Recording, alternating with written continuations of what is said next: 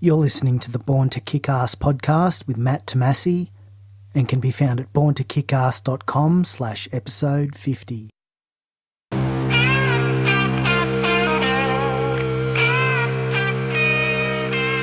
Welcome to the Born to Kick Arse podcast, where you're introduced to the most fascinating people on the planet. Learn the ingredients of greatness that you can apply to your life. And now your host, Matthew Tomasi.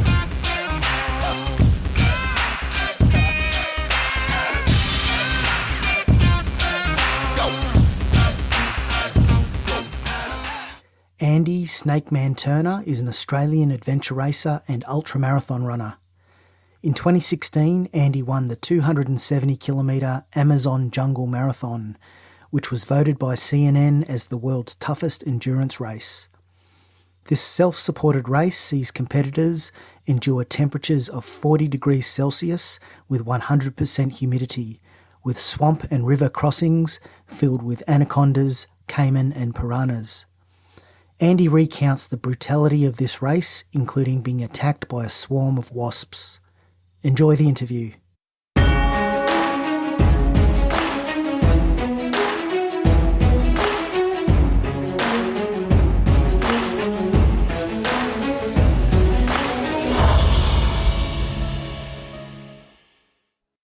Andy Turner, welcome to the Born to Kick Arse podcast. G'day, Matt. Thanks for having me. Now, you go by the nickname Snake Man. Yes. And I've seen a really epic photo of you. I think it was on Instagram. Where did you get the name Snake Man from? Snake Man was given to me by a fellow runner when we were over in Papua New Guinea running the Kokoda Trail back in 2012.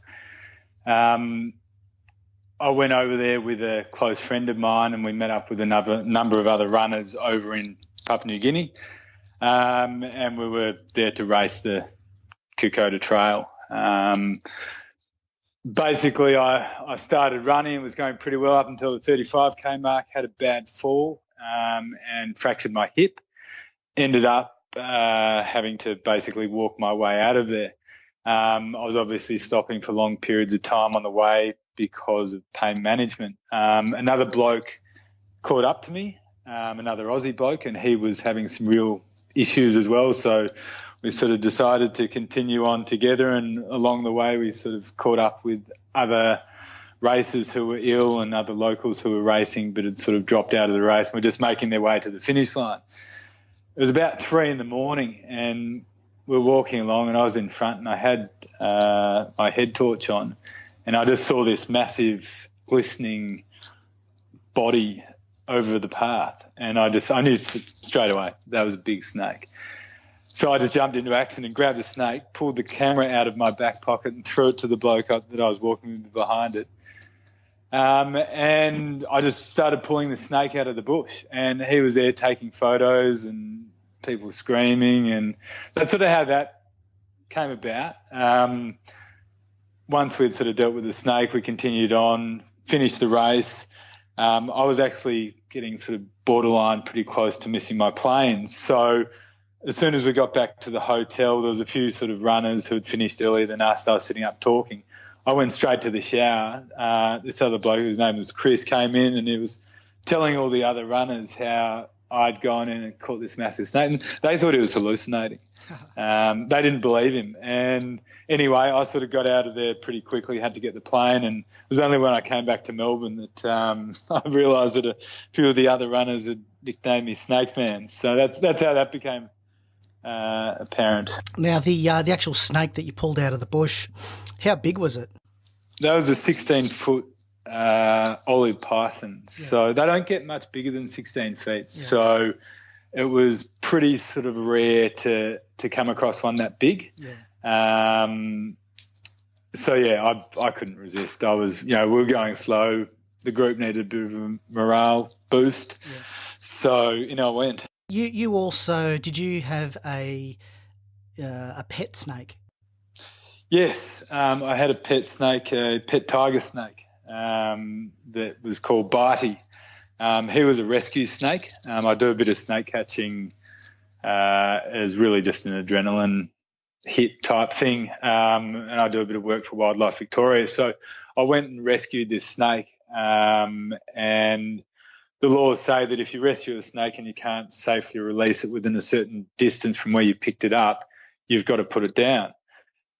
This snake was in good condition. I didn't want to put it down, basically. So it came and lived with me for a little bit. And yeah, that was Bitey the snake. So just for context, a lot of our listeners are from America and the UK. A tiger snake, they're pretty nasty, aren't they? Yeah, so it depends on which rating you go by, but generally they're accepted to be the fourth most deadly snake in the world. Yeah. They've got longer fangs than most other venomous snakes, so and they're also known to be pretty aggressive. Yeah. This one wasn't. This one was pretty relaxed. But having said that, I wouldn't get it out and sit on the couch with it. Yeah, I hate snakes. Most people do. Yeah, like if you're you're out trail running and you're really tired, your mind starts to get really you're really sort of mentally fatigued and you're losing your focus. Pretty much every stick you see, you think's a snake. Start thinking it's a snake. Yeah. No, look, I totally agree, and I'm very cautious around snakes. I guess I've been trained, so I know how to read snakes. But having said that, I'm still scared of snakes. Yeah. I'd never be complacent around a snake. That's for sure. So, like, if you're going to pick up a deadly snake, have you ever handled a taipan at all? Or? Yes, I have through training. Yeah. Yes. Have you ever picked one up sort of in the wild?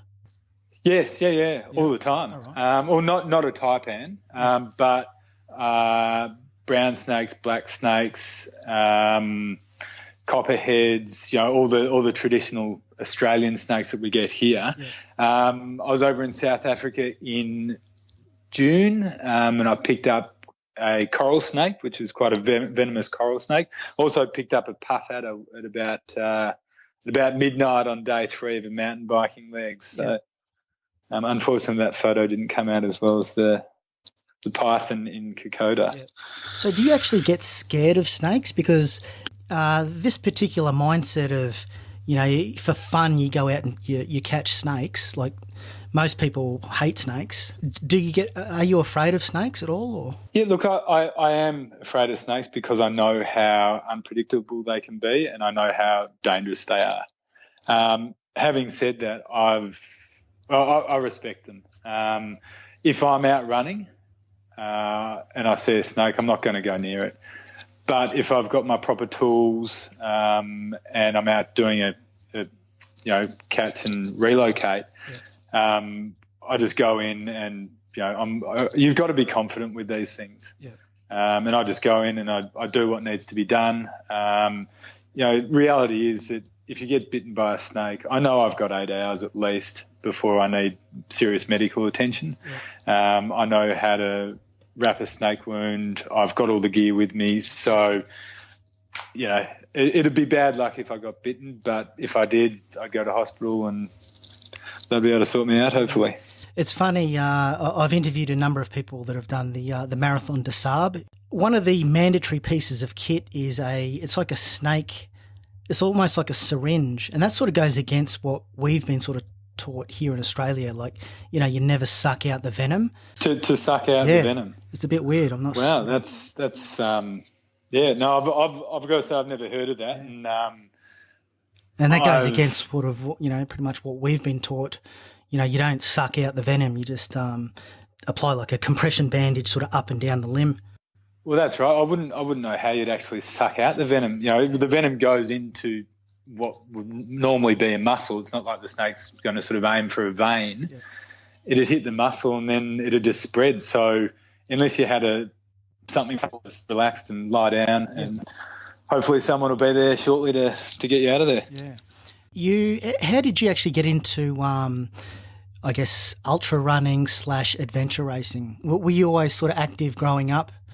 Oh, not really. So I remember back in grade 5, I came 3rd in the cross country, and then I basically stopped running for years and years. I turned into the usual troublesome teenage boy and found girls, and the the sports sort of got put on the sort of the back shelf. And I really didn't pick up running until after I'd had some severe knee problems. At the time I was landscaping, and I just was having knee problems as bad as I wasn't able to drive a car, for example. Anyway, I went through months and months of rehabilitation, which included going down to the local pool and doing water aerobics with the grandmas, which was quite fun. And then eventually I was allowed to get onto a spin bike and do very low resistance. I then got to a point where I was able to go out and run for 10 metres and then walk for 20 and that kind of stuff. And all the experts who had seen me had said, look, if you can ever get up to the point where you can run 5Ks without excruciating pain, that's the best you're ever going to get. So I thought, all right, well, slowly does it. So I just kept sort of chipping away, and I got up to the point where I could run 10Ks. And I signed up to my first 10K run, which was the Olympic Dream in Melbourne. And that was, to me, it was a massive event. It was back in 2008. And that went well. I didn't do anything, exciting time-wise, but I finished without pain, and I sort of kept running and got up to around the 20K mark, but didn't have any ambitions to do marathons or half marathons. I just sort of was really testing to see what the body could do. One afternoon I had a call from a mate, and he just said, oh, look, my work signed me up to this thing called the Oxfam. Are you interested in it? I'm like, what's the Oxfam? He said, oh, it's like a 100K walk or something. No, if you're doing it, I'll do it. Why not? So we sort of we're already signed up, and I jumped into the team because I needed an extra person, and we did a bit of training, but again, never ran over 20Ks, because back then, to me, anything over 20Ks was just ridiculous. What was the point? Anyway, we went and ran the Oxfam, and we ran probably 70Ks of it. Yeah.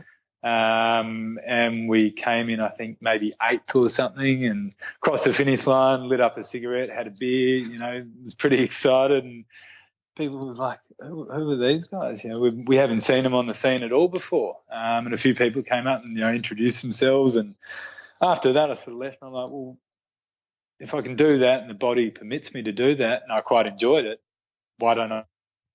8 or 9 years ago now, when I did my first Oxfam, and after doing that, I started looking at 50K solo races, and then it all just really snowballed.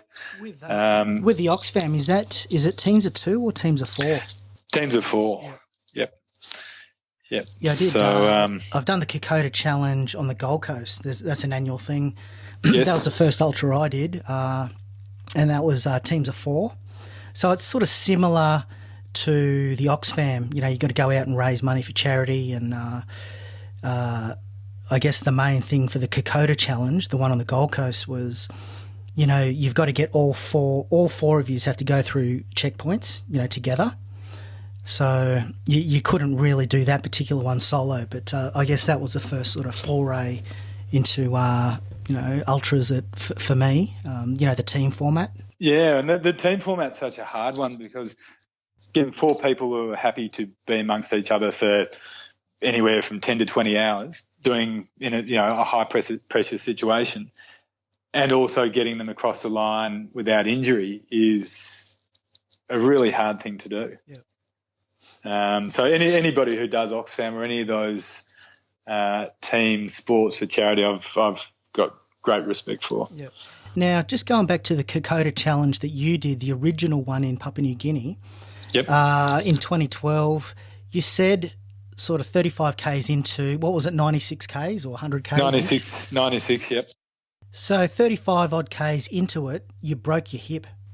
So I'd fallen at work probably about a year ago, slipped on some wet steps and fractured my hip, and it healed up, and I spoke to the doctors and they said, look, there's nothing you can do. It's just a hairline crack. So there was a lot of pain for a couple of months, but I couldn't really do anything. Anyway, I got to Kokoda. Things had sort of seemed to heal themselves up. I was just coming down a very technical downhill and landed with a straight leg, which jarred back into my hip. and opened that sort of dormant fracture back up. Now, we're told at the race briefing to carry, I can't remember what it was, but I think it was the equivalent of a couple of $100 Australian, because if you get trapped out there, you've got to pay a pilot to come in and fly you out. Yeah. Now, I sort of had that in the back of my mind. I'm like, there's no way that I'm going to get on a plane and get flown out of here when, you know, we've got so much history and heritage here from being an Australian. And what our soldiers did over there. I said, least I can do is just walk out. Doesn't matter how long it takes me, but I'll be able to get out of here. So it was a long, slow, painful walk. But it was great because it meant that I could slow down and actually take in the culture and, you know, the sights, really. Did you ever consider walking back to the start line, walking back 35 Ks to the start, or did you think, no, I'm here, I'm going to keep on the walk 60 to the finish? No, now you say it, I'd never crossed my mind until you said it now. Yeah. I've, up until sort of last year, I recorded my first DNF, but up until then I was very, if you start a race, you finish it. Yeah. Whether you're crawling, whether you're rolling, whether you're running, you finish the race. So, yeah, back then I had that mentality and, yeah, there was no way I was going anywhere bar forward. Yeah. So you mentioned the DNF. Where was that and what caused you to DNF? So DNF was GeoQuest, which is a 48-hour sprint adventure race, teams of 4. Your main strengths are kayaking, running or hiking and mountain biking, and they always throw in something else to spice it up. Anyway, it was about a week before we were supposed to go, and this was back in June 2015. And I remember waking up in the middle of the night about a week before, and I was just covered in sweat. I was shivering.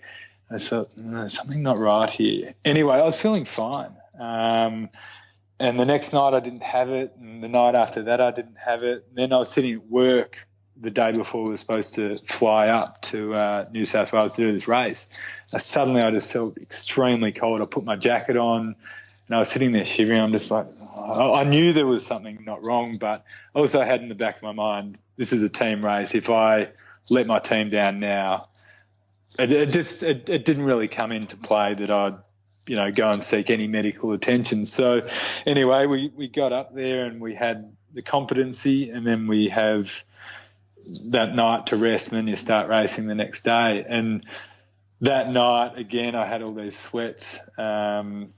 Anyway, we started racing, and I got through about 24 hours of the race, so probably about 2/3 to 3/4 of the way through the race. And the kayak section, just before I got pulled out, I can't remember that kayak section. It was probably 3 or 4 in the morning when we were going through that section. And anyway, my team made a call. My support crew, or our support crew that we had, you know, sorted the team out and got them on the next leg, then took me back to the house. One of the blokes had to help me get unchanged and put me in the shower, and I sat in the shower for about an hour. And then they put me to bed, and I slept for 24 hours straight. Yeah. I then got flown back to Melbourne. I went and had a series of tests. I was basically bedridden for 18 days. My routine was get up, go to the doctors, have blood tests, come back and go to bed. I was monitoring my heart rate and temperature constantly. Yeah. I'd set an alarm and I'd wake up every 2 hours and do that because that's what the doctors were wanting. Essentially, they thought it was some sort of malaria, which I might have got in Cambodia some 6 months before. But they never really diagnosed it, which was, at the time, was very worrying. They were Googling these things, going, this doesn't sound good. I lost probably about 6 kilos. And I had all sorts of things going through my head. I'm just like, I'm never going to have the energy to be able to run again. I'm not going to be able to do anything that I love. You know, I thought that I was going to be sick forever. And then it came good, and I had no medication. And I finally just got back up to the point where I could start exercising again. And once I was able to do that and start eating again, my recovery was pretty quick. Yeah. So it just sort of cleared up overnight type thing?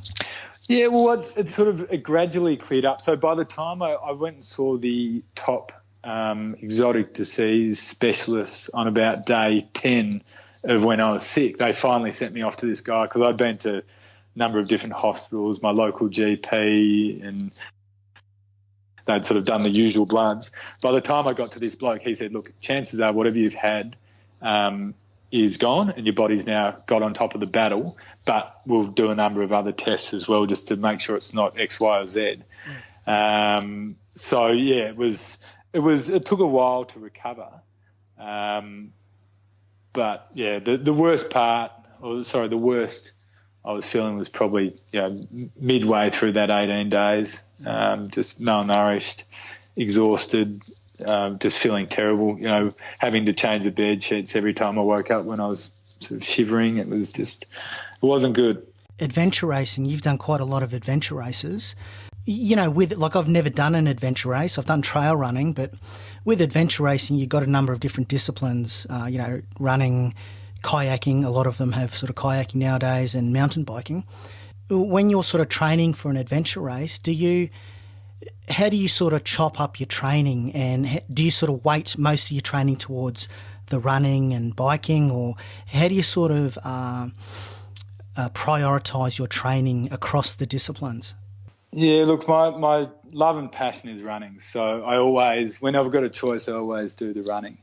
I find that the way that I cycle translate pretty well into running. So my cycling technique, which I constantly get told is inefficient and stupid by other cyclists, is I don't really sit on the saddle. I'm standing up off the saddle, and it's basically like just doing stair climbing. So I use cycling as a lot of sort of cross training as well for my running. So cycling and running for me, whether I'm doing one or the other in training, it sort of relates back to the other one. Yeah. So that cancels itself out. The kayaking is a different beast. The only way you can kayak and kayak well is to get out and give it a crack. So I started off pretty badly. And it just, our team, whenever we've got a race coming up, we'll try and get out as a team. We've got double kayaks. That's what we race in. Yeah. And we'll get out and we'll go for a kayak for 4, 5, 6 hours. Yeah. And that's really it. The kayaking, once you've got the technique down, it's then the monotony of sitting there looking at the back of your teammate's head, sitting in cold water. It's... What sort of muscle groups really get taxed with kayaking? I'm guessing it'd be sort of lats, your core, stomach, back. Neck and shoulders for me. Yeah. Is the real sort of muscle group that I can feel that's sort of exercised. Yeah. But it's also a massive mental thing. We were doing a race in Townsville a few years ago, and we got to a section we were told it was a 70k kayak. It's like, that's all right, downstream, that'll take us 4 or 5 hours. Got into the water, it was beautiful, went around the corner, and then suddenly the sand and rocks. And that kayak leg, I think, took us about 22 hours because we had to get out and drag the kayak. And that's the nightmare of kayaking, because you've got a big boat. The simplicity of running is why I love it so much. You don't have a boat or a bike or something. You've got to get over something. You can just hop over it. So, yeah. When you're actually doing a kayak leg, do you have to wear certain gear? Like, do you wear like a neoprene sort of thing to sort of keep your warmth in, or waterproof gear? Yeah, like every race, there's always a mandatory gear. So I'm about to take off with my team to a race in New Zealand on Tuesday night, and part of the mandatory gear for the kayaking section there is a helmet, which you don't normally need for kayaking, but there are some rapids in this river we're going down. Other mandatory gear are thermal socks, obviously a PFD, glow stick, and then there'll be the the normal mandatory gear that you carry throughout the race, being, a certain amount of water, food, thermal gear, what you actually wear when you're kayaking, bar the PFD and the helmet, is entirely up to you. So I've actually packed a lightweight wetsuit because I feel the cold. Yeah. Whether I actually use that or not, I don't know, but I'm definitely taking it. I don't want to be stuck in another 70K kayak with a long time in the darkness. It's not pleasant. Yeah, you've done some incredible adventures over the years. You did. Tell us about the Surf Coast Sentry and the Kilt. What was it go there? So Surf Coast Sentry 100K run, I bought a kilt a number of years ago to go to rock and roll gigs in. And one of my mates said, "Mate, you can't run in that kilt." I'm like, "I can." It's like, "Okay, run one of your next races in it." I'm like, "Okay, no worries." So Surf Coast Sentry it was. I ran that race and at that point recorded the best 100K time I'd ever run. I got a bit of knee chafing from the kilt. Okay. Yeah. And it was annoying because the kilt sort of sits up sort of close to your diaphragm, so it was quite hard to breathe. Yeah. I got to say that was a one-off. I'd never race in a kilt again. But I got some great photos and had a bit of a laugh with everybody. So. Did you go commando? No, I actually had a pair of compression tights underneath. Yeah. I wasn't prepared to lose my manhood over it. Yeah, I'm thinking that would have been pretty heavy, the actual material of the kilt, and was it sort of cotton? Yeah, look, it was a traditional kilt, so they weigh, I don't know what they weigh, but it would have been possibly even a couple of kilos. They got all buckles and bits of leather straps, and then there's the material itself. So, and it was quite a hot day, and I thought, God, this thing's going to be quite hot, but it was quite nice to run in because it let a lot of breathing happen. With these adventure races, like you've also done the Gib Challenge in 2013, and how far was that, and what was the Gib Challenge? Tell us about that. Yeah, so the Gib Challenge was a mountain bike ride, charity mountain bike ride from Broome, which is over in Western Australia, to Kununurra. It was 740 k's along the Gib River Road. So that's a road that it's like a dirt road that a lot of tourists go down. They'll sort of drive it and go to all these sort of stations and gorges and stuff along the way. It's a beautiful part of Australia. Anyway, it was over I think 4 or 5 days. You could either do it in a team or you could do it solo. So mate and I did it solo. We had our support crew. Part of the mandatory support was a vehicle that drove behind you with a flashing light on the roof. And they were there to make sure that other cars didn't sort of clean you up on the way through. We were the only two to finish it that year. There was a lot of rain on, I think, day 2 or 3, which made it very boggy. And there was patches where we had to just put the mountain bike on the shoulder and walk it out. So, yeah, that was a great race. We collectively, the group, raised 250 grand for the Royal Flying Doctors. I actually had my first mountain bike accident on that race. We were 50 k's from the end. The road had turned from dirt road to bitumen, and me and my mate were drafting each other, taking turns 5 minutes in front.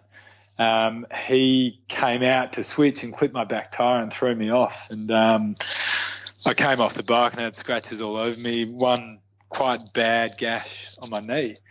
And ironically, an ambulance that we hadn't seen at all throughout the race suddenly 5 minutes later pulled up, and they started treating me and they wrapped my leg and helped me up, and I got up and sort of bent down and sort of stretched, see how far I could sort of kneel down, and the guy's like, "What are you doing?" I'm like, "Well, I've got to see if my legs are going to work so I can keep cycling." He's going, "No, mate, you're not going anywhere." I'm like, "Look, I'm 50 k's from the end. Sorry, but I'm going to keep going." He's like, "All right, well, we've got no control over what you're doing, but we're not going to help you at all." And they packed up and left. Finished the race, and it was fine. I've still got quite a decent scar on the knee to prove it. There's this event that you won last year, the Amazon Jungle Marathon. When did you first hear about this particular event? So I was over in Cambodia. I did my first international stage race with my brother, which was in the end of November 2014, I think it was. Anyway, those type of races, you get really close with all the other competitors and you talk a lot, once the day's finished. And I sort of started asking around, what's the toughest of these out there? And everybody that knew the Jungle Marathon kept saying the Jungle Marathon. And there was a couple of people who were there who had raced the Jungle Marathon. And, I got all the horror stories about, what they endured. And I thought, this just sounds perfect. So I got home and I Googled it. And on the website, it said if you sign up within a certain date, which was 2 weeks from when I was looking at it, you get 20% off. And I thought, bang, this is it. So I just signed up and, the rest is history. So where is the Jungle Marathon and how far is it? So the Jungle Marathon is over in Brazil, right up the top end of Brazil. The race, they advertise the race as 254 Ks, but the race course changes slightly every year to make sure the locals don't cheat. So the one that was in 2016 was 270 Ks. It was a nightmare for me to get to. It was some 72 hours, which was 5 flights, a couple of cars, a riverboat for 11 hours just to get to the start line. So it was a bit of a nightmare. Can you actually fly into South America from Australia, or do you have to go to LA and then sort of head down? I went through Dubai. Oh, okay, went that way. I'd spoken to my travel agent and they said, look, if you go the route to Dubai and then go to Brazil from there, you're more likely going to have an empty plane. So you'll be able to lie down. I wasn't prepared to pay for business class seats. So, and the travel agent was right. The way there, I got 4 seats to myself on each flight. So I was able to sleep the whole time, which was perfect because I was actually supposed to fly in 2 days before I got on the boat to go to the start line.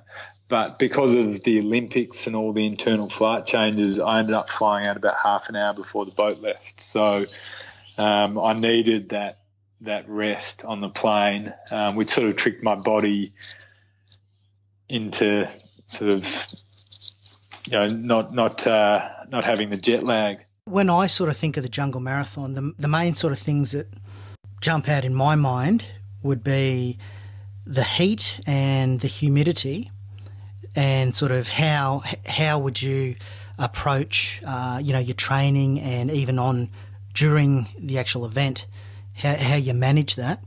And the other one is the animals. Just if we go on the heat and the humidity side of things, did you do anything in particular to train for that, where you live in Melbourne? Yeah, well, coming from Melbourne that time of year we're coming out of winter, which is still bitterly cold. I was lucky enough to be invited over to run with one of my training mates, Sam Gash, who was running across India over the time I was going to be there. As in when I was going to be in Brazil. She told me to come over about 3 weeks before I went to Brazil, and I ran for a week with her, about 450 Ks. We were up in where was I? I think it was Jaipur, so it was desert out there. So we were doing about 12 hours a day, day in, day out in direct sun. 40 plus degrees. So that was perfect heat training, hardened my feet up, and gave me a bit of a mental edge as well. After the Indian 450k taper, I guess. Yeah, that's basically what it was. Yeah. Did you head back to Australia, or from India, did you then go onwards to the No, I came back to Australia, spent a couple of weeks here, and then straight over to Brazil. Was there any dramas with consuming water and getting sort of upset stomach and stuff like that during this 450k training run in India? Oh, look, we had great support and we were drinking bottled water.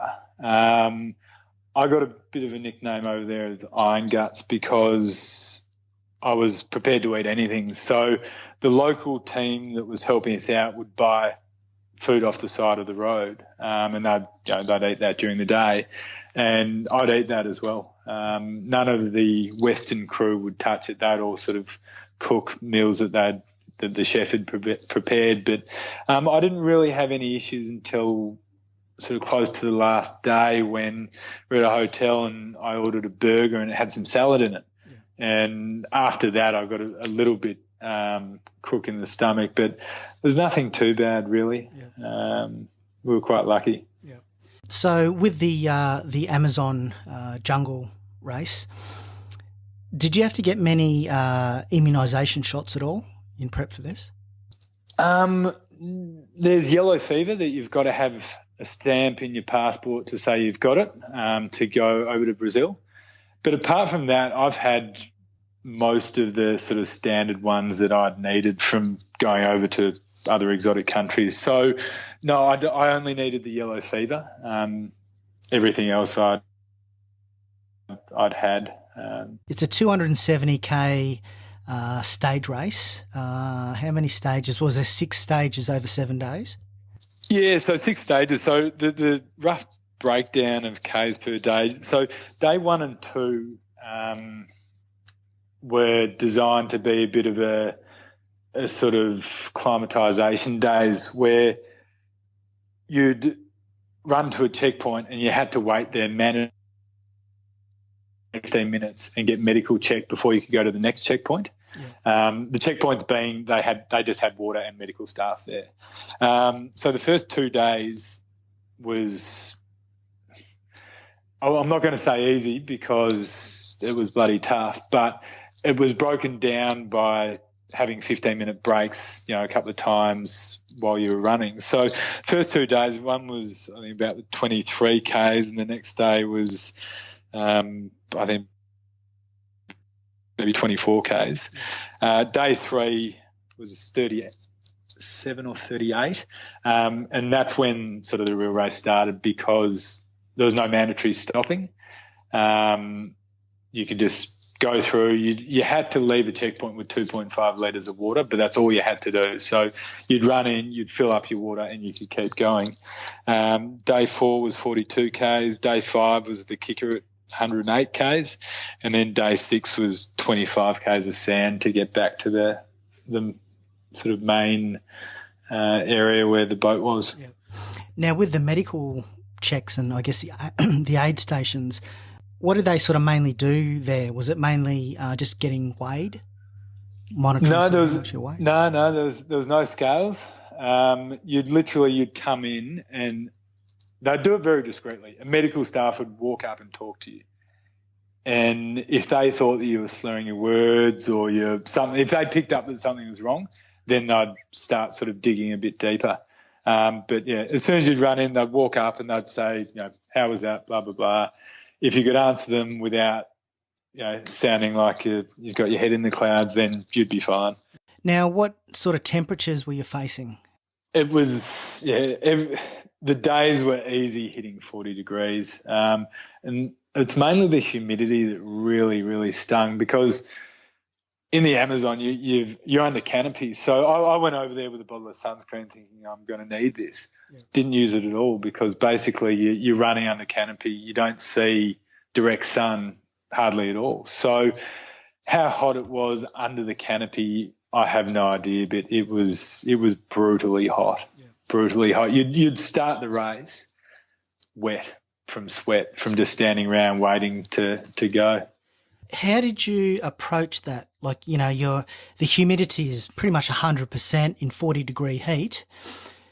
How did you, monitor your fluid intake and make sure that you didn't get dehydrated to the point where you had to pull out? Were you just popping heaps of salt, ongoing? How did you sort of approach the hydration strategy for this race? Yeah, so I had a lot of salt. I was having 2 tablets every hour. I'd make sure I'd have 2 every hour. I guess I'd been burnt a few times in some races by not drinking enough. So I went into that race pretty switched on about how much I needed to drink, and I do all liquid nutrition. Okay. So I knew that, I'd have to drink X amount by the time I get to the next water station, because I'd need to fill that bottle to get to the next one to make sure I've got enough intake. When you're in climates like that, it's impossible to get enough liquid in whilst you're running. So as soon as I stopped, I'd have some protein in a drink, and then I'd just constantly be sipping on electrolytes all throughout the night and the next morning. Just basically the aim was to wake up the next morning with clear urine. Yeah. So you said you mainly take on board a liquid fuel strategy. Is that sort of predominantly just liquid based and sort of the odd solid food here and there? Yeah. So basically, my liquid nutrition is I use what is it? It's Generate, which is just a carb drink basically, and I get flavourless Generate. And then I add whatever I want to it. So I'll add my electrolytes. I can add a bit of protein. So essentially I make up my own sports drink. Yeah. And I just carry that in powder. And you mix, a portion of that with water and off you go. I don't see any point in just drinking water when you can drink something and give yourself a bit more nutrition. I'll only ever drink water if things are going really bad and I don't feel like I can stomach anything else. But I'm happy to run through basically what I had each day in terms of nutrition to give you a bit of an idea, because I started the race with a 12.5 kilo pack on, which had all mandatory gear, all medical gear, all sleeping gear, which included a hammock, plus all my food for the 6 days. So basically breakfast was instant porridge, which the race director was nice enough to supply us with hot water in the morning and at night. Then during the day I'd have my Generate drink. Also had a pack of sort of just like biscuits. They're sort of compressed wheat bix. They don't really have any nutritional value, but they're just something to keep the stomach at bay. As soon as I'd finished the race, I'd have a pack of sort of 2-minute noodles, and I'd have 250 grams of mashed potato, which I just bought as powdered mashed potato. So 60 grams of powdered mashed potato turns into 250 grams, which eating 250 grams of mashed potato in one sitting fills the stomach completely. And then at night I'd have a freeze-dried meal just before I went to bed. So that was it. All of the food you had to lug on your back? Yes, carry everything. You weren't allowed to get any external support. So you'd go through villages and there'd be people selling cans of Coke, and you just look at it going, God, I'd do anything for a cool drink. Yeah. But if you took any assistance from anybody, you're out of the race. Right. You can't eat any of the fruits. Like you're running along, you're looking at these beautiful fruits on trees, you can't touch them. Yeah. You can't get any assistance from your fellow racers. It was now, you and what's on your back. Just at the end of the day, like you've run all day and you're just destroyed with the humidity and the heat and everything else that you'd had to face.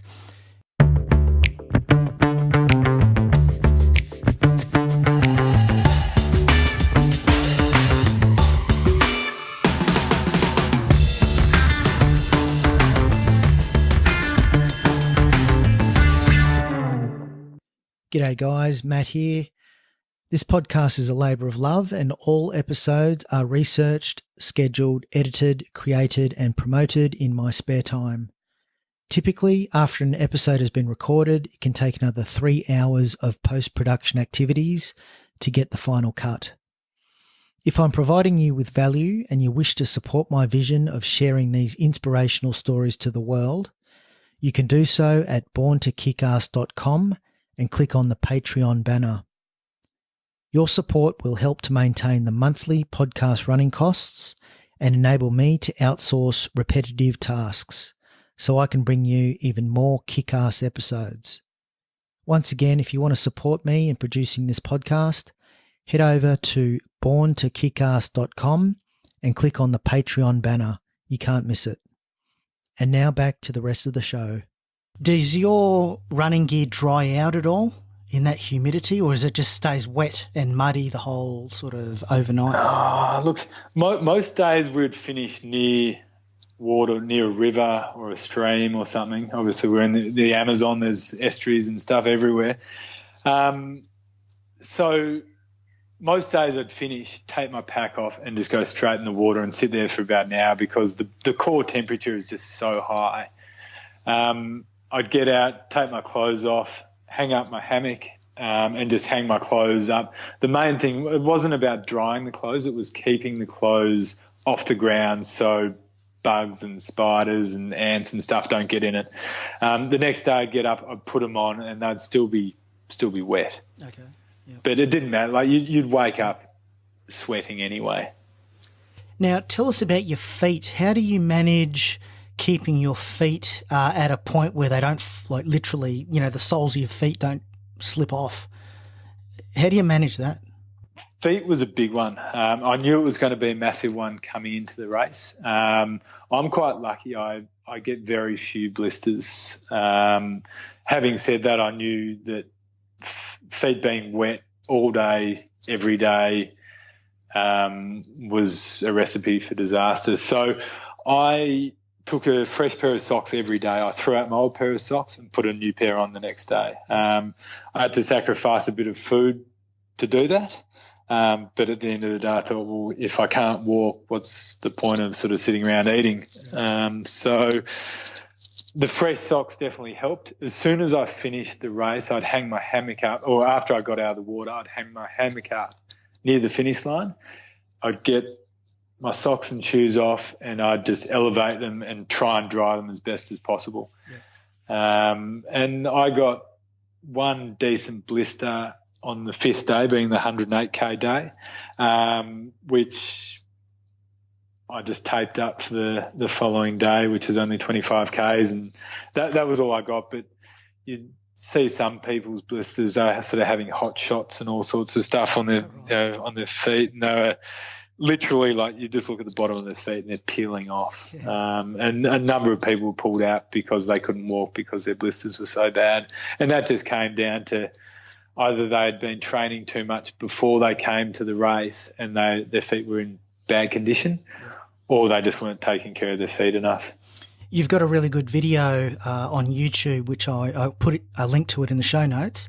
Some of the footage in that video, you're running through the jungle and you're literally almost waist deep in mud and swamp, and just, your whole legs, right up to your waist often is submerged under water.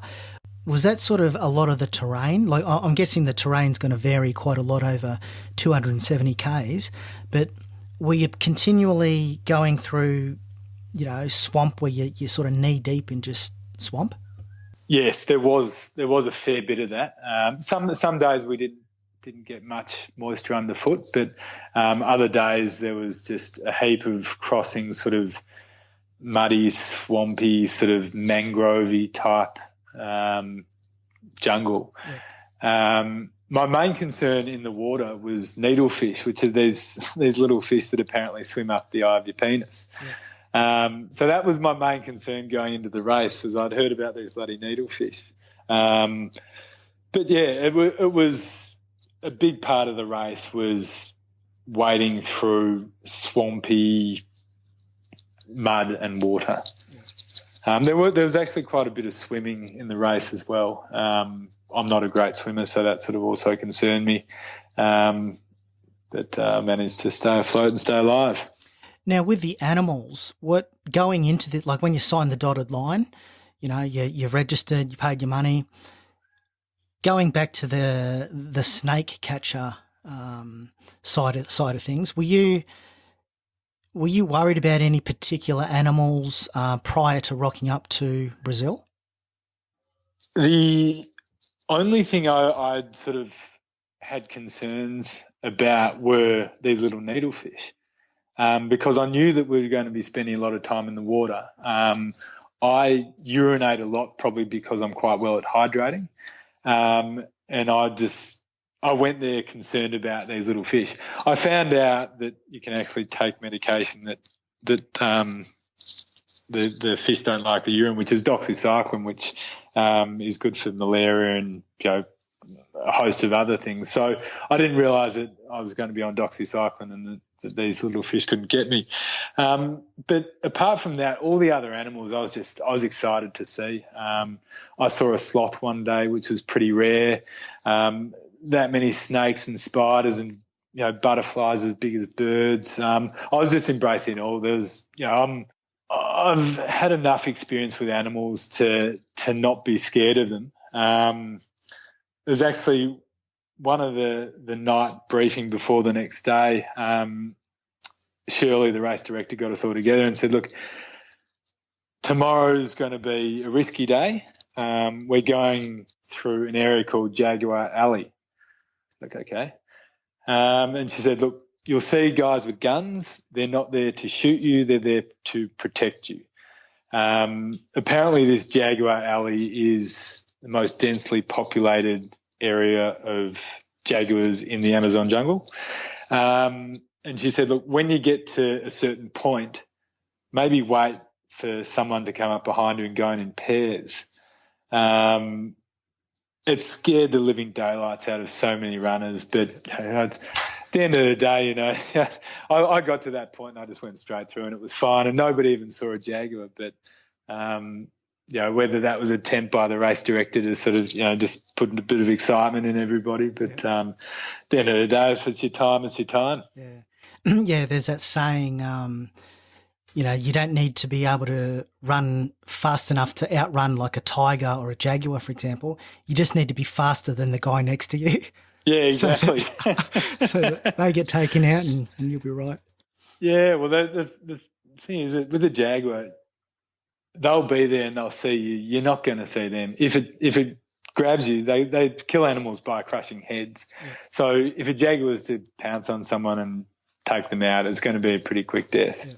Did you see any, the poisonous frogs at all? Yeah, there were frogs everywhere, all different colours. We were just basically told don't touch anything, don't sit down. There are these ants that I can't remember. Well, there's a few different ants. One has the strongest sting of any bug. And it lasts about 24 hours. Apparently that's just excruciating. They're big. I think it's called the bullet ant. Yeah. We were warned about another ant that apparently if you get bitten, you get an erection. So I didn't come across any of them. But yeah, you've got scorpions, you've got, there's just everything. It was crazy. About, I'm guessing you didn't wear music like an iPod or headphones or anything. Yeah, look, I don't race with any caffeine at all. So when I get down and I'm finding that I'm having a hard time, instead of sort of getting some caffeine into me and sort of peppering up, I use music. I won't listen to music if I've got people running with me because I'd much rather be chatting. But I took over 3 small iPod Nanos, all with heavy metal music on it, and I listened to that a little bit, but not too much. It was only when I was really needing to dig down and get through a tough spot, I'd chuck it on. Yep. What's it like, when you don't have your music playing and you're deep underneath really, really dense canopy and you're right in the middle of the Amazon jungle? What's the sound like of all the animals and just the jungle noise? What's that? Is it loud? How loud is it? The sound of the jungle is just incredible. At night, I'd have to put earplugs in because it was just so loud, and would be wakened by howler monkeys every morning, which were way louder than any earphones could sort of block out. But I fell over that many times because I was just running along, looking at what was around me and then just tripping and going straight on my face. But that was fine. I was over there for the experience. Not many people get to go that deep in the Amazon and be by themselves. It was just incredible. You'd at a night you'd go down to the river and you'd take your head torch and you'd look out and you'd see little caiman crocodiles sort of swimming around, and there's stuff everywhere. It was incredible. And all the river crossings, and there would have been your caiman and piranhas in there. Yeah, so there's the caiman, the piranha, the needlefish, which I'm terrified of. There was also snakes. The electric eel was probably the worst. If you get hit by an electric eel, it'll knock you out straight away. And in the medical briefing, they said, look, try and be near a bank if you're going to get hit by an electric eel, because it will knock you out. You're sitting there going, okay, well, how do you predict you're going to get hit by an electric eel? Another thing that we had been told to be cautious was the stingrays. They're not poisonous, but the barb can cause quite an issue. A couple of years ago, a guy got barbed straight through his calf. Yeah. He ended up winning the race, this Russian guy. But you've got to walk in the water and sort of shuffle along, because you'll hit the stingrays and they'll sort of clear off. Yeah. But if you stand on it, the barb will come up into you. So the water was not really a nice place to be. Yeah.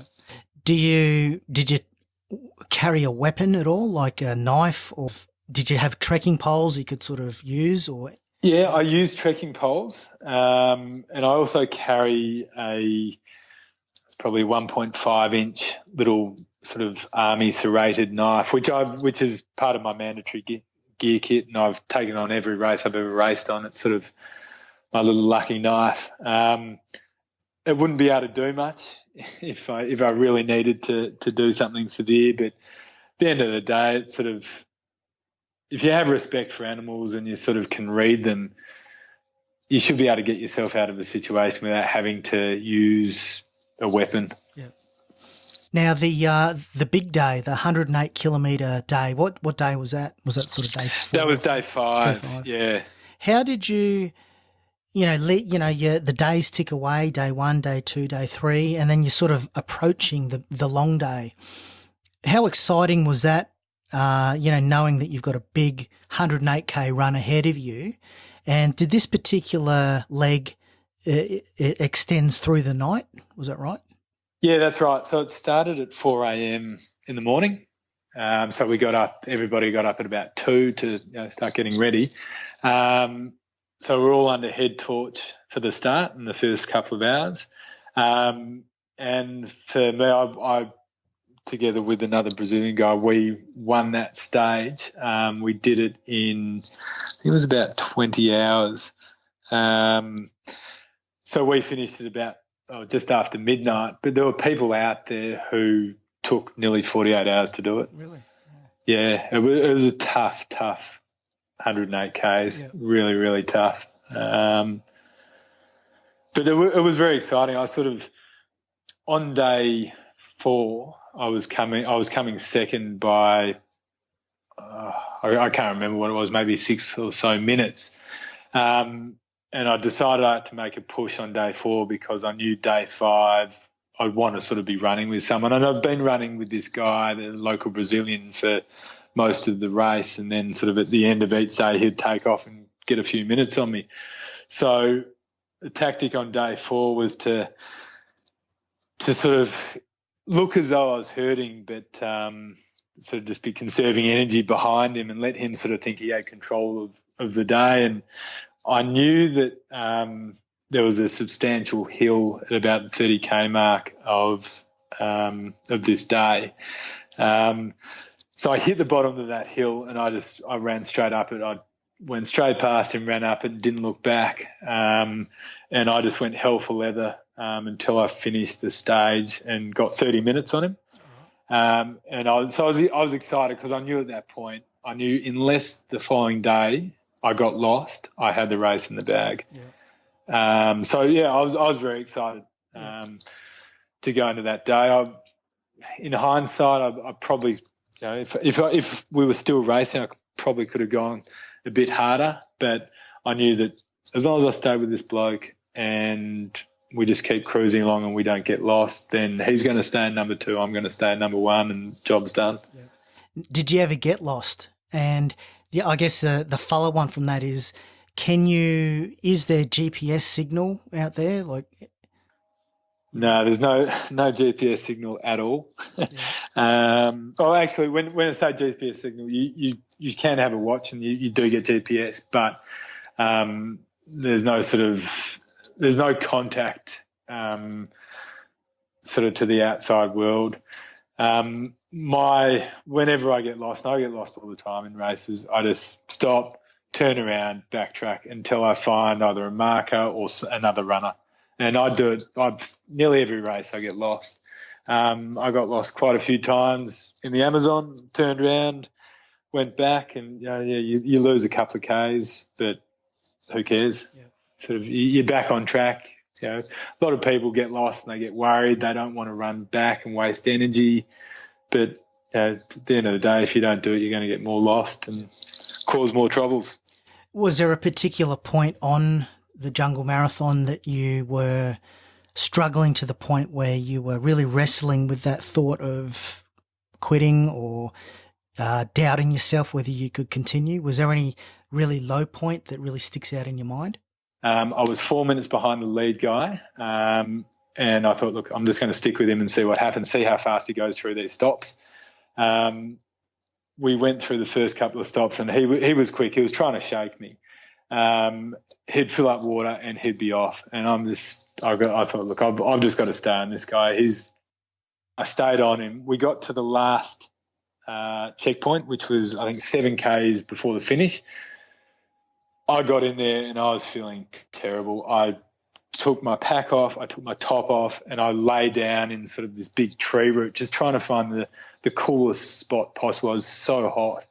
And I stayed there for 15 minutes. He filled up his bottle, looked over at me and realised that I was cooked, and filled up his bottle, and he just kept going.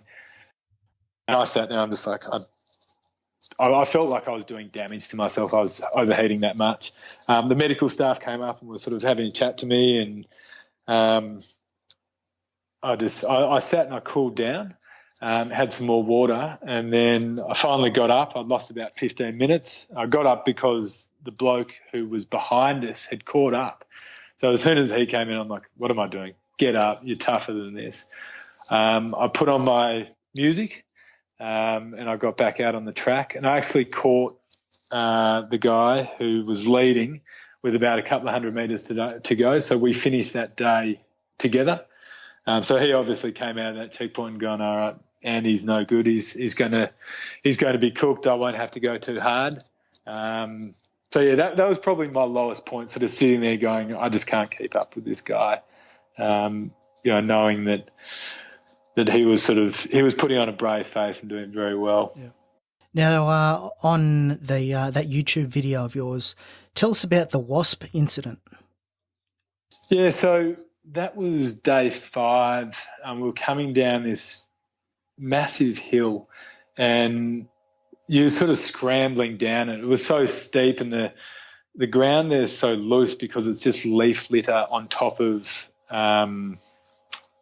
clay. So you stand and you slip. So we're sort of sliding down this hill, and the bloke who I've been running with got down the bottom. There's a massive log and sort of jumped to stop himself on the log, and I was only a couple of seconds behind him, stopped, and then you just saw these wasps coming up, and he's just jumped straight and just ran, and I'm just like looking, going, what's going on here? He knew what was happening. We'd woken up a wasp nest, and I've just watched this wall of wasps come up, and I just thought, shit. So I just jumped straight through. I lost my hat, which I was devastated about because I knew that day that we were going to be exposed a bit on the beach, that we had to run around. So we ran for 500 metres to a K, just straight through the bush. There was wasps everywhere. These Brazilian wasps were crazy. They were just ruthless. I've still got scars on my inner thigh from all these wasp bites. I got bitten about 20 times. Yeah. My mouth went numb. I've been bitten by Australian wasps before, and they're not pleasant, but I've never had an allergic reaction. So we got to the next checkpoint, and I told the medical people, I said, look, anybody who goes through there is going to get absolutely mauled. So they got an ambulance there in anticipation. Yeah. And they ended up sending people in and rerouting around that. But I didn't tell them that I had a numb mouth because I thought they'd make me stay there. Yeah. We continued on, and that, I guess once we'd sort of got about a K away and the wasps had gone and we'd sort of flicked them off each other, we sort of stood there and had a bit of a laugh. The weird thing was this guy didn't speak any English and I didn't speak any Portuguese, so between us we knew about 5 words.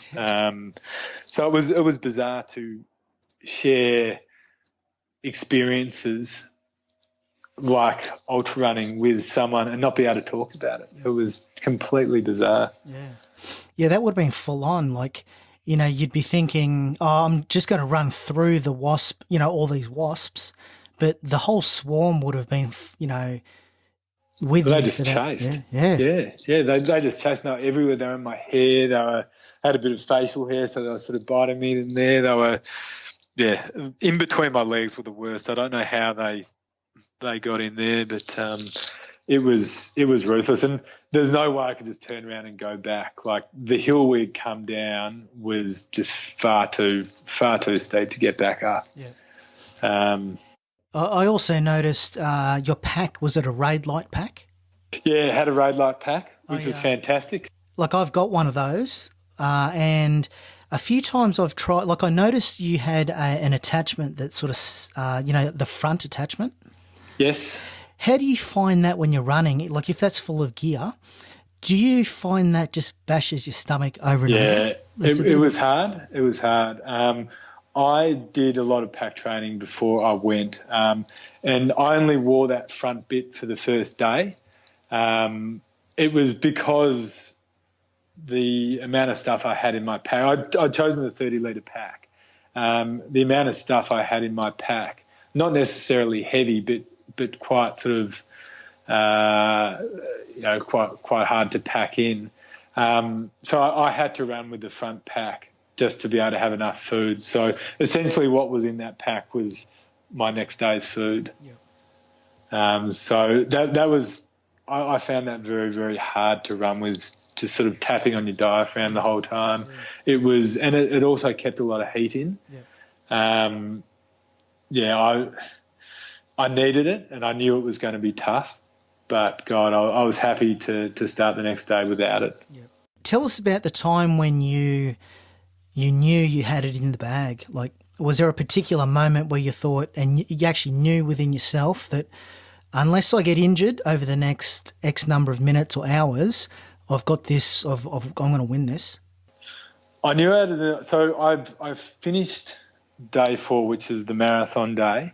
I ran straight over the finish line and just kept going straight. I could see water, took my pack off and literally just lay in the water. I was so hot. I was redlining those first 4 days completely. And I lay there and I just, on my back, and I was just looking at my watch, looking at every second tick over, waiting for this guy to come in behind me. And the minutes just ticked and ticked and ticked. And as each one ticked, I'm just like, that's another minute he's going to have to make up on me. And he's not going to be able to make it up on day 5 because it's too long a day to try and break someone at that stage of a race. And I knew as soon as I got over the 6 minutes he had on me that I had it in the bag. Yeah. So, and it was a great feeling. I was cooling down in the water. I was just lying there and I just knew that the actual race component of the race was basically over. Yeah. Yeah, it was a good little quote that you mentioned in the in your YouTube video. I think it was right at the end. You know, you basically said to the camera that you just wanted to hurry up and get to the finish line so you could smash a few beers. That's right. Typical Aussie. Yeah. Yeah. No, the first thing they gave me when I finished was ice cream. Yep. that didn't go down too well. But one of the medical people got me a beer pretty quickly, and that was good. So you just when you're out drinking water, which is literally as warm as tea, for that long, the craving for anything cold, a can of Coke, anything would have just been so amazing. So it was really nice to finish and just get stuck into a couple of beers. At the actual aid stations, did they provide any sort of ice at all to help speed up the cooling process? No, they didn't. I wish it would have been awesome if they did, but they call it the toughest race in the world because it's they don't give you any luxuries. There was a couple of days when we finished, and the race director had some of the local people make some like local fruit juice. So you get a small, maybe 50 ml of fruit juice when you're finished, which sometimes was cold, and that was quite nice to have something a bit different than water and sports drink. But essentially there was no way of cooling yourself. The hammocks we were sleeping in were ultra lightweight, and they're made out of plastic. So you're lying there and the sweat is just pooling under you.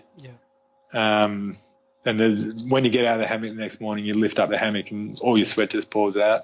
What about mosquito nets? Were you sort of covered in like a mosquito net as well? Or?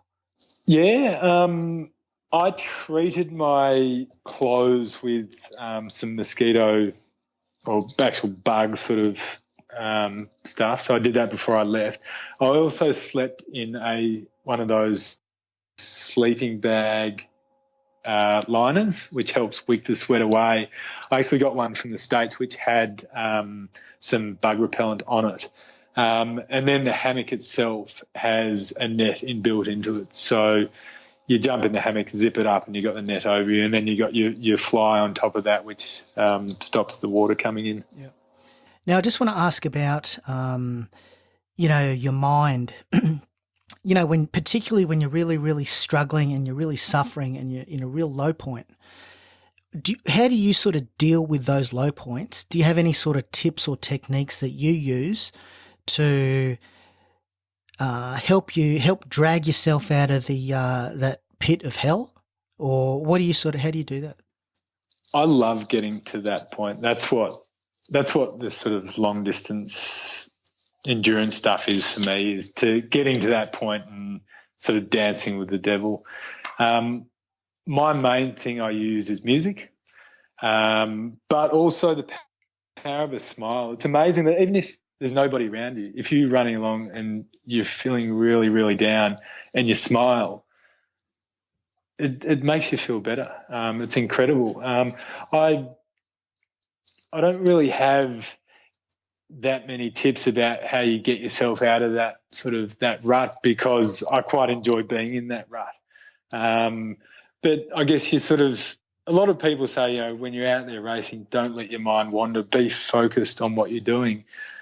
I say sort of let your mind wander, because you don't have to focus on the pain you're going through. Yeah, some of the, you got the two types of pain. There's the physical pain and then there's the sort of the mental and emotional pain. And the mental pain is just so much more severe than the physical pain is. Unless you've broken your leg or something, it's, anybody can keep moving, but it's the mind that stops you. Yeah. In terms of inspiration, where do you draw your inspiration from? Whether it's in the middle of a race or you're back home and you're training, and do you sort of have any approach to trying to draw on inspiration from anywhere? One of my Oxfam teammates, who's been a teammate for many years, Steve, who's now in his 60s, he really encouraged me to get into long distance running. We do the Oxfam each year, but he's sort of encouraging me to do the solo stuff. And he can still beat me over a marathon distance. He can still do a sub 3-hour marathon. Every year he comes and he races Oxfam with us, and he tells me that I'm going to kill him one day. And, I find him extremely inspiring as a runner. In terms of sort of my training, I guess the way that I do things, I like to sign up to something that's intimidating and then tell people about it so I can't back out. Yeah. So I will go and just sign up to something and get the word out there and then just start training for it. And, it's head down, tail up, and just do what I need to do to be fit and competent enough to do what I'm about to do. Yeah. I've sort of found that approach quite common among a lot of endurance athletes, where if you sort of verbalise something out loud to others, I'm going to do this particular event, or I'm going to do this thing. If you sort of verbalise it outwardly, you're sort of then accountable for, all the training and doing what you can to get to the start line. That's exactly right. And that's why, before running, I basically didn't use social media. But I found that it's just such a great tool to jump on and say, I've just signed up to this race. And then people know you that you're doing it, know that you're going to have to be training for it. And anybody who comes up to me and says, I really want to get into running, how do I do it? I say, go and get a good pair of runners, go and get yourself a sports watch and sign up to a race. And if they're committed enough to go and do those three things, I don't see why they won't succeed as a runner. Now, all the massive events that you've done, the multiple 100-kilometre events, adventure races and runs and rides, what has all that suffering that you've been through taught you about yourself? It's taught me that I'm pretty strong mentally. And before I got into the long-distance racing, I had no idea. I had no idea what mental strength was. I'd never really been challenged or tested.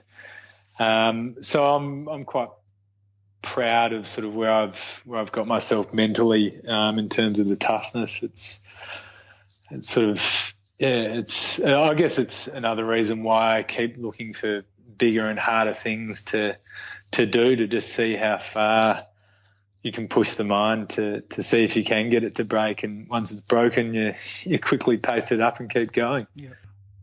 Now, in your day job, you work in, I believe, the legal industry. That's right. Yeah. And that, I'm guessing, that line of work is it's going to be quite stressful. How do you sort of, in terms of time management, you got your day job, all the stuff that goes on with whatever you do in the legal world versus training for a particular race or event or expedition. How do you manage your time? Work-wise, I manage the career of 300 barristers.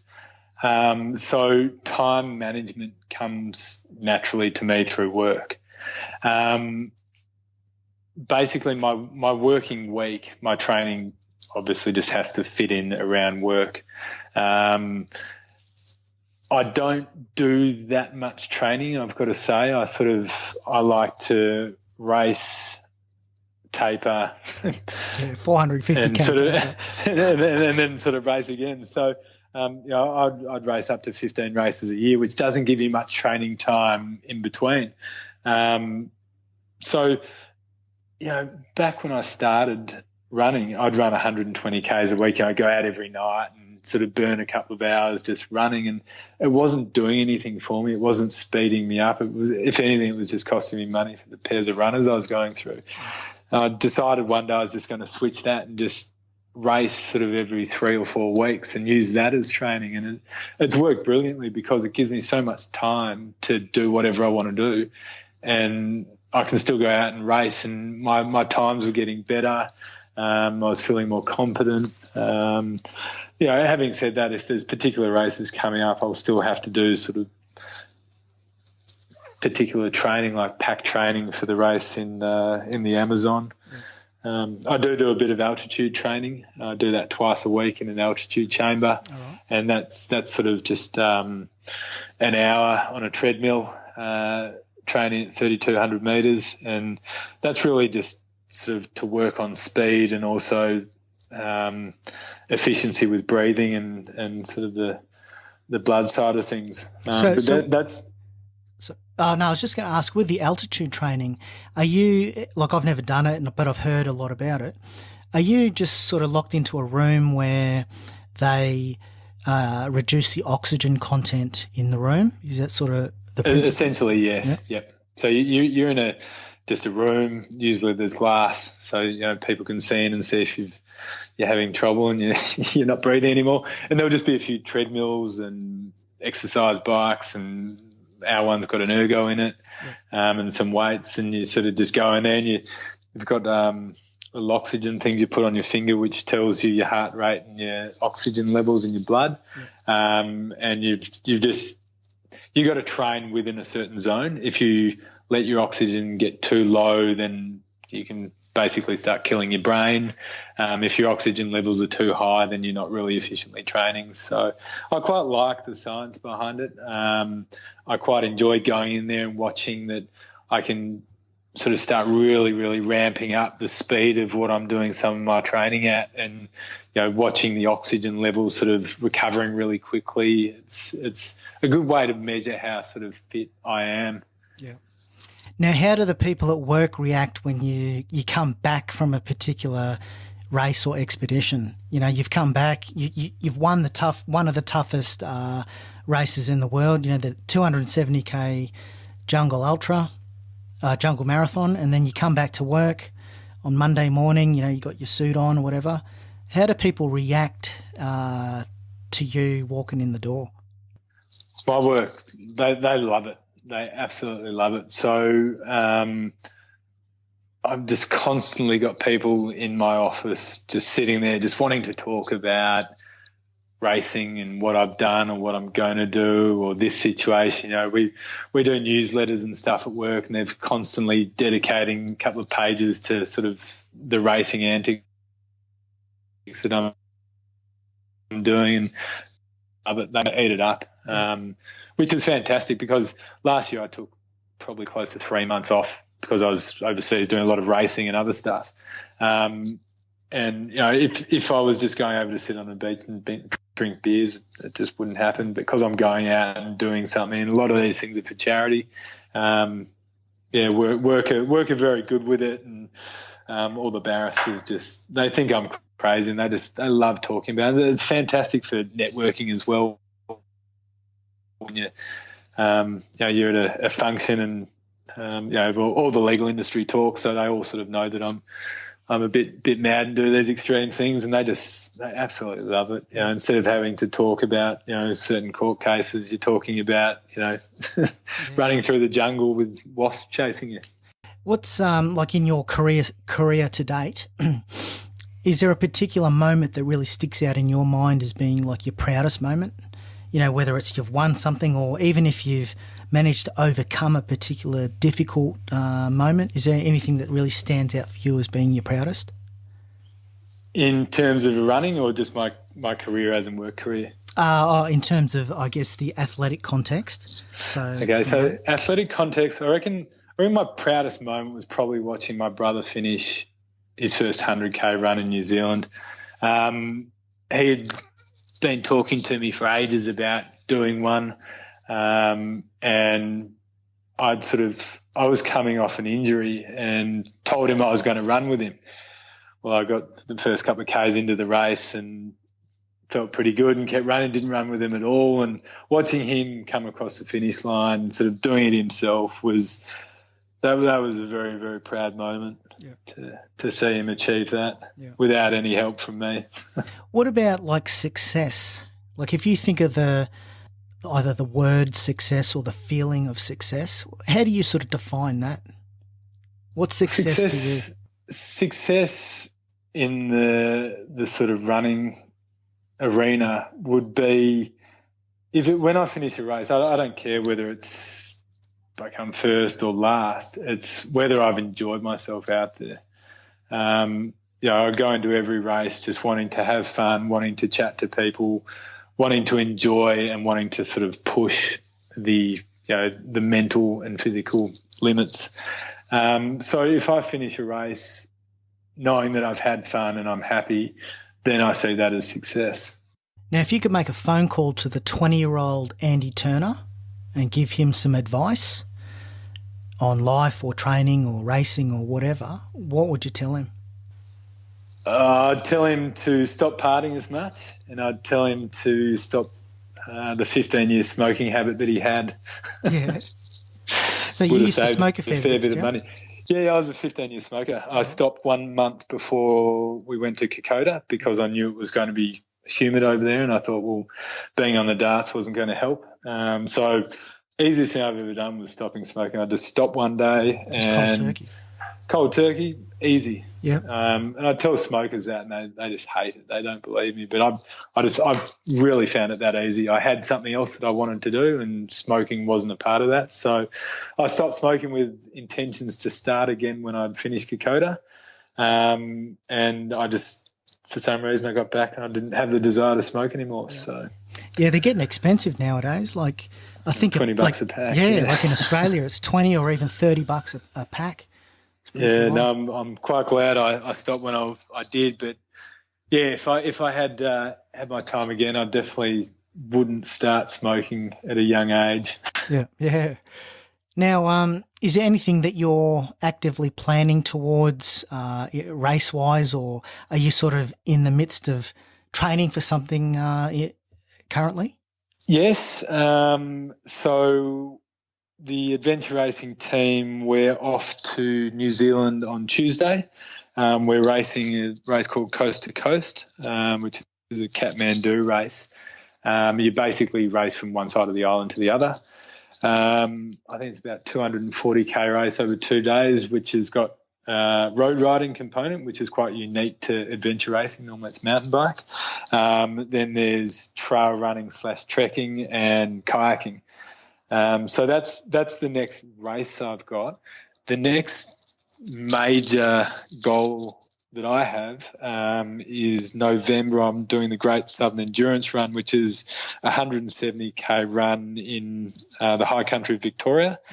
Yeah. There's 9,400 metres of elevation gain and about 10,500 metres of descent.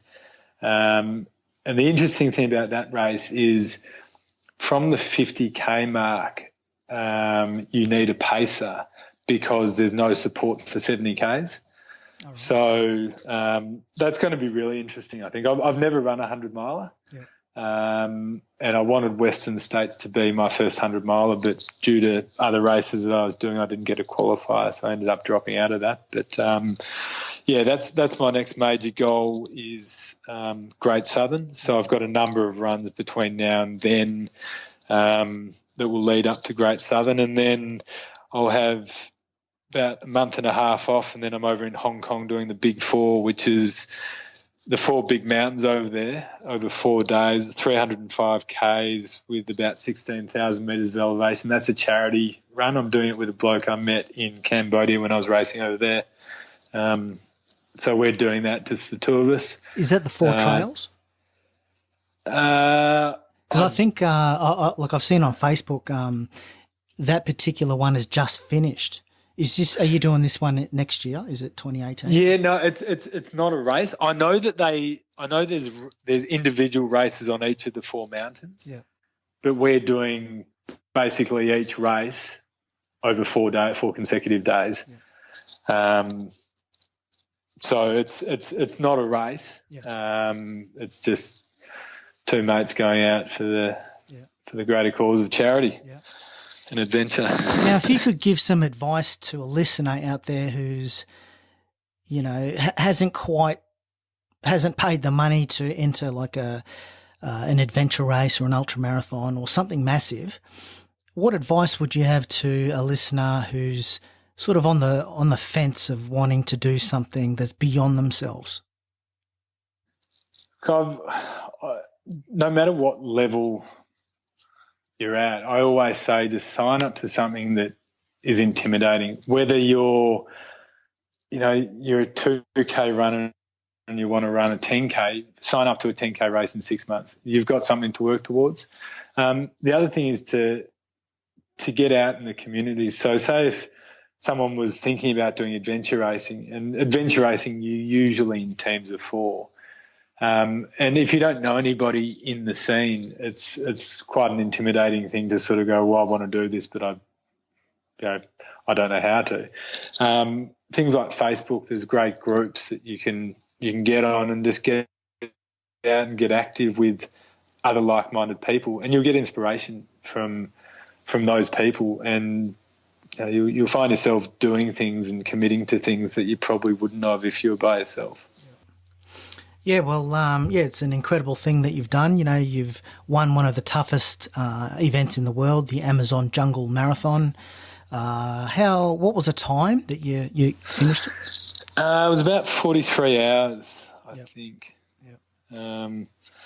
Yeah, and the prize for winning is that you can come back any year you want and do it again. All right, that's good. I'm not too sure if I will. Yeah. Yeah, usually these massive events, the prize is like a handshake and a pat on the back type thing. Yeah, that's an ice cream. Yeah. Whereabouts can listeners find you? Are you online at all, or are you getting an Instagram page? Or? Yeah, I'm Instagram. So I don't know the notes. I think it's SnakeMan001 is my Instagram account. And I'm on Facebook as Andy Turner. But that's about it. I like to fly under the radar a lot of the time. Yep. Yeah, cool. Well, I'll put those links in the show notes. But yeah, thanks again for coming on. And it's been great speaking with you and finding out, how you approach and deal with suffering and overcoming. Yeah, well, it's been great chatting, and having to look back and remember a lot of the things that sort of I've done over the last few years. It's been very interesting. Yeah, no, it's been great. It is incredible what people can do. When you believe that you can suffer and you can go beyond. It's an incredible thing. But thanks again for coming on. Thanks, Matt. Appreciate it. Okay, cheers. Cheers.